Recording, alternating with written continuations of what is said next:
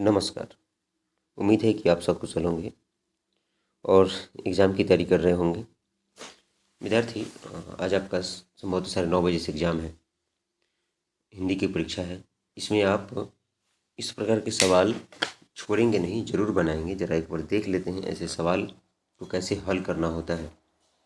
आपसे पूछा जाएगा कि फटा सुर न बख्शे लुंगिया का क्या है, आज फटी है तो कल सिल जाएगी। इसका मतलब क्या हुआ? ऐसे केवल निबंध से या किसी कहानी से ही सवाल नहीं आएंगे, बल्कि कविता से भी पूछा जा सकता है। जैसे आपसे पूछा जा सकता है कि आरती लिए तू किसे ढूंढता है मूर्ख, मंदिरों राजप्रसादों तहखानों में, देवता कहीं सड़कों पर गिट्टी तोड़ रहे, देवता मिलेंगे खेतों खलिहानों में। तो इस प्रकार की अगर कविता पूछी जा रही है तो आपको याद रखना होगा कि यह कविता रामधारी सिंह दिनकर के द्वारा लिखी गई है। तो आप यहीं से स्टार्ट करेंगे। यह कविता रामधारी सिंह दिनकर से लिखी गई है, जो जनतंत्र के जन्म के पाठ से लिया गया है। इसका मतलब ये हुआ। इस प्रकार से आप लिख सकते हैं। जैसे आप लिखेंगे कि इसमें कवि महोदय बताने का प्रयास कर रहे हैं कि असली भारत का मजदूर और किसान ही असली देवता हैं। ठीक है, देवता मंदिरों में नहीं है। मतलब इस कविता के माध्यम से मजदूरों और किसानों को ये क्या बोलते हैं, उनकी कर्मों को तवज्जो दे रहे हैं। इस प्रकार से आप बात उल्लेख कर सकते हैं। लेकिन ये ऐसे सवाल को आप कैसे लिखेंगे कि फटा सुर न बख्शे लुंगिया का क्या है, आज फटी है तो कल मिल जाएगी।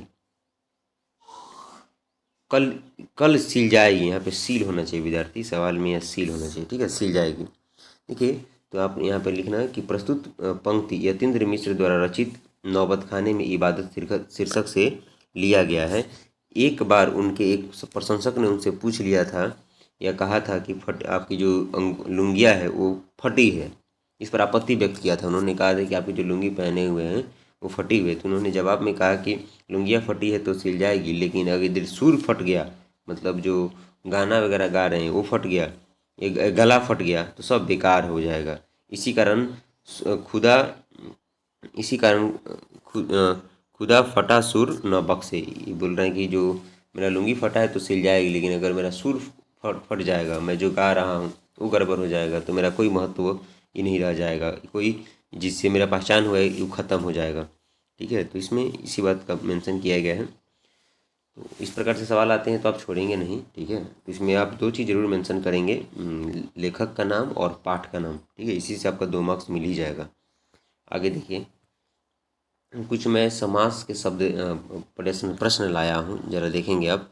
तमिल मलयालम कौन सा समास है? तो द्वंद्व समास है, इसमें दोनों पद प्रधान है। ठीक है, राम सिंह द्वंद्व समास है। विद्यानुराग तत्पुरुष समास है। सिरोरेखी सिर पर रेखा।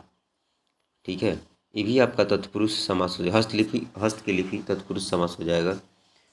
दोहा कोश कौन समास हो जाएगा? तत्पुरुष समास हो जाएगा। पहले पहल अव्ययी भाव। ठीक है, दोहा कोश तत्पुरुष समास हो जाएगा। अव्ययी भाव पहले पहल अव्ययी भाव समास हो जाएगा।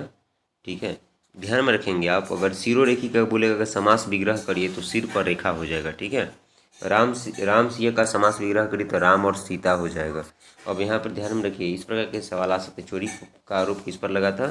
तो बहादुर पर लगा था। 11 रुपये चोरी का आरोप लगा था, लेखक महोदय के रिश्तेदार ने लगाया था। जीत जीत में निरखा, तो इसके लेखक कौन है? तो पंडित बिरजू महाराज हैं। ठीक है, और इनके एक शिष्या थी रश्मि वाजपेयी, इनके द्वारा ये इंटरव्यू के थ्रू क्या बोल सकते हैं, अपने जीवन के बारे में बताए हैं।